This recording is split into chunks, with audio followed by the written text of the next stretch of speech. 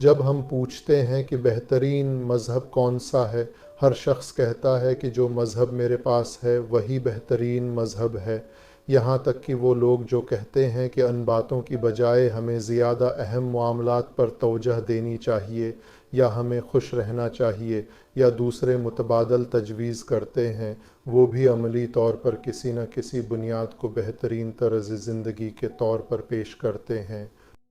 اہم بات یہ ہے کہ جب کوئی شخص اپنے مذہب کو شعوری طور پر منتخب کرنا چاہتا ہے، اس مذہب کے بجائے جو عموماً غیر قابل اعتماد عوامل جیسے تقلید، ماحول، خاندان، تبلیغ، عادت اور اس طرح کی چیزوں کے ذریعے منتخب کیا جاتا ہے، تو اسے کیا کرنا چاہیے؟ جب کوئی شخص بہترین مذہب منتخب کرنے کا فیصلہ کرتا ہے تو وہ ہزاروں مذاہب کا سامنا کرے گا، جن میں سے ہر ایک اپنے لیے بہت سے دلائل پیش کرتا ہے اور کہتا ہے کہ ہم ہی بہترین مذہب ہیں۔ لیکن کیا ان سب کو جانچنا ممکن ہے؟ نہیں، یہ ممکن نہیں۔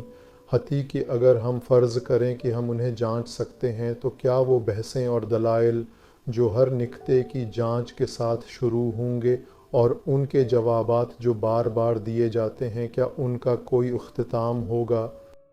لیکن اس کا مطلب یہ نہیں کہ بہترین مذہب منتخب کرنے کا کوئی راستہ نہیں،